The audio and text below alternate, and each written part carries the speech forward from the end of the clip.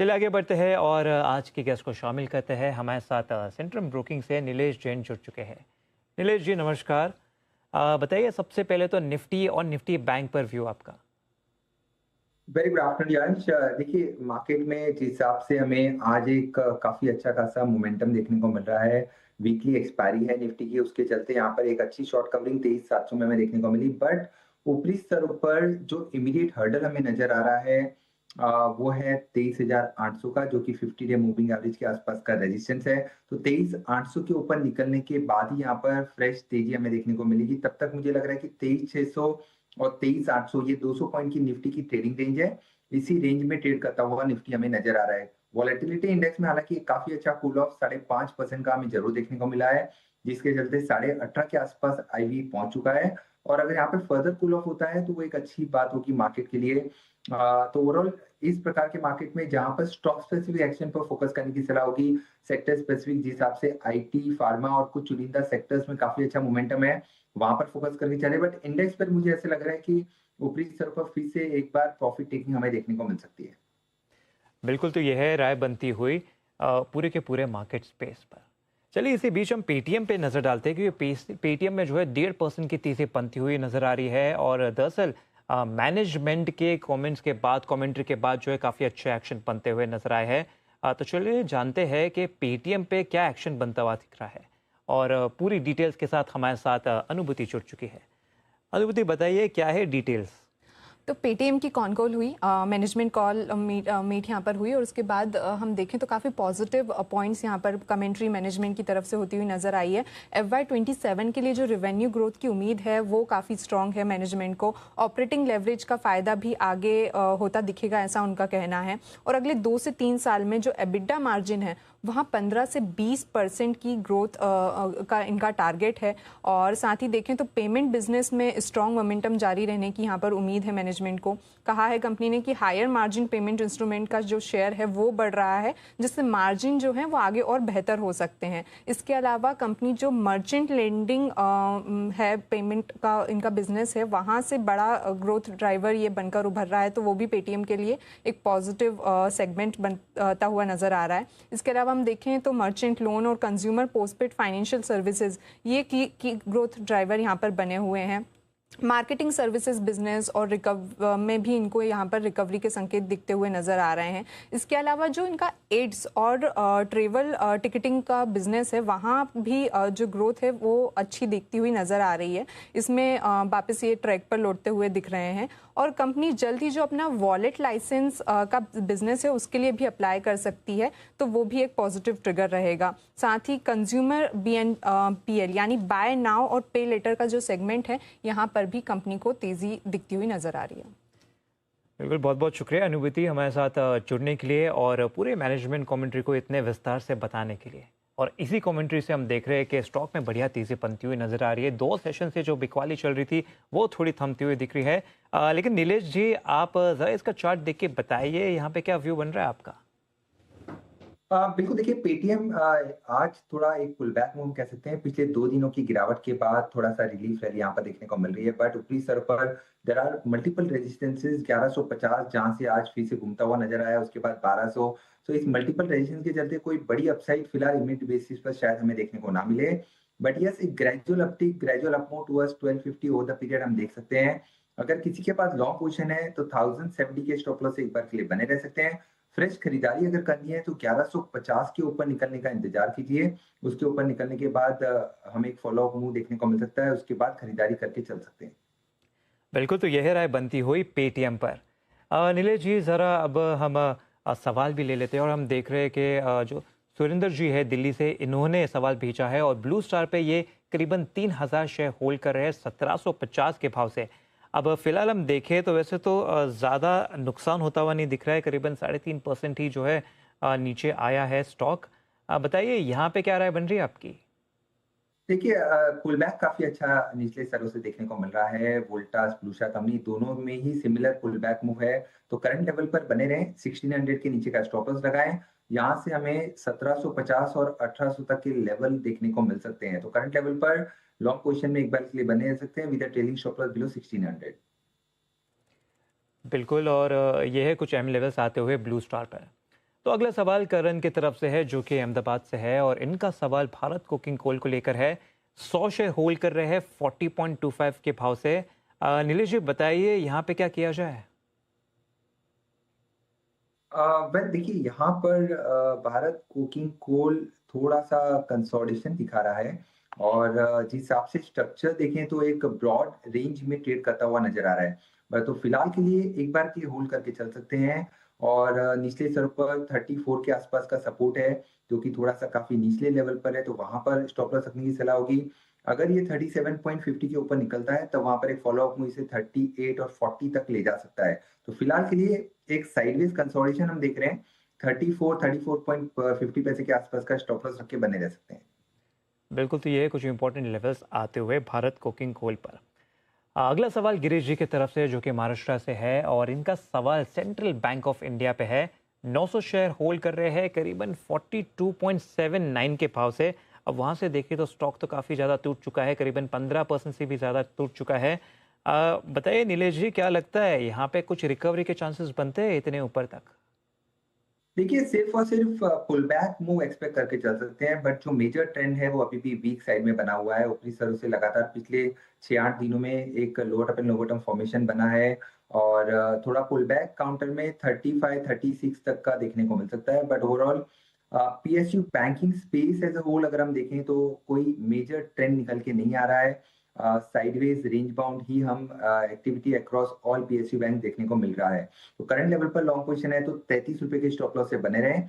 अगर 33 के level break होते हैं तो मेरे ख्याल से गिरावट यहाँ पर 32 और 31 तक की भी देखने को मिल सकती है। तो स्टॉप लॉस के साथ यहाँ पर एक बार के लिए बने रह सकते हैं। बिल्कुल, तो ये है कुछ इंपॉर्टेंट लेवल्स आते हुए सेंट्रल बैंक ऑफ इंडिया पर।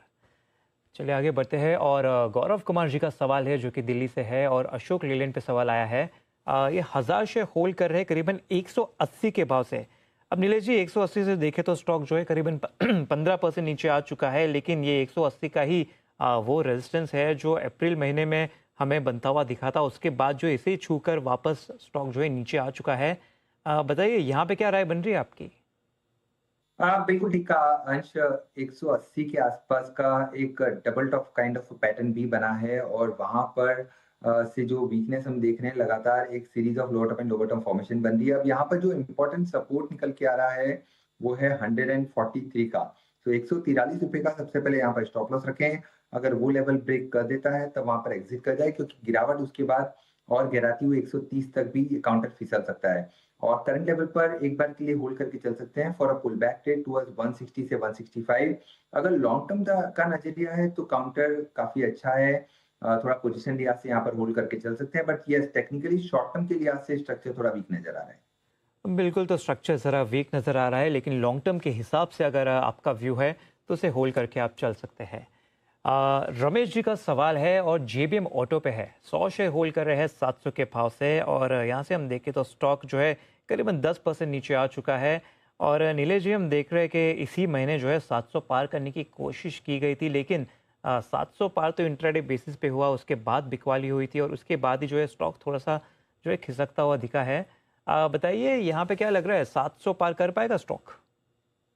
वेल अंश देखिए सारे ही majority of the auto counters में हम ऊपरी स्तरों से दबाव देख रहे हैं।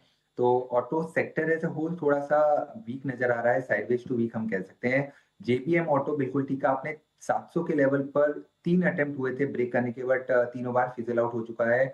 अब यहाँ पर एक कंसोलिडेशन हम कह सकते हैं, थोड़ा वो देखने को मिलेगा।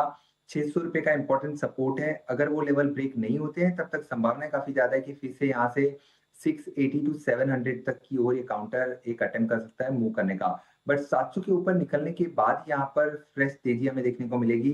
तब तक यहाँ पर साइडवेज एक्शन हम शायद एक्सपेक्ट करके चल सकते हैं। बिल्कुल, तो यह है कुछ इंपॉर्टेंट लेवल्स आते हुए जेपीएम ऑटो पर। चलिए इसी के साथ अगला सवाल देख लेते हैं और अगला सवाल अजय जी की तरफ से आया है जो कि है गुजरात से।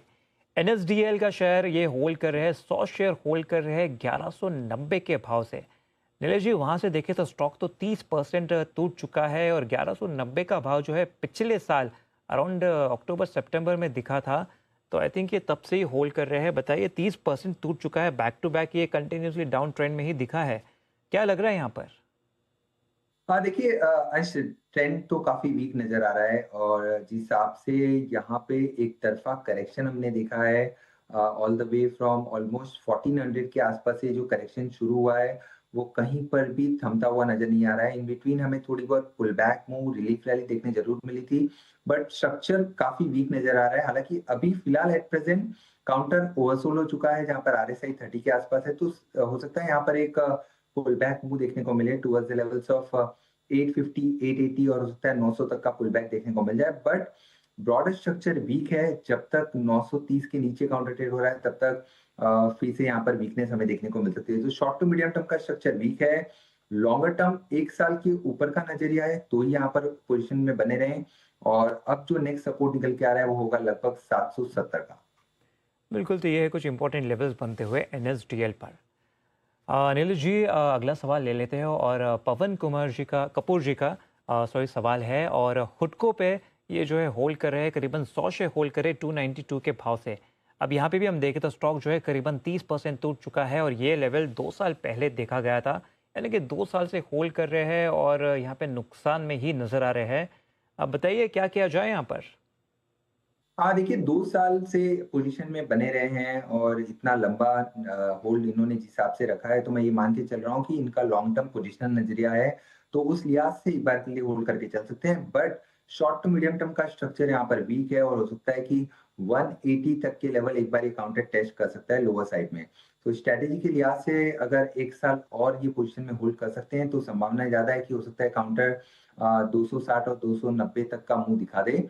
बट इमीडिएट जो मेजर हर्डल है वो 240 का है, तो 240 पर नज़र रख के चलें, 240 के ब्रेक होने के बाद ही यहाँ पर बड़ी अपसाइड की गुंजाइश बनेगी।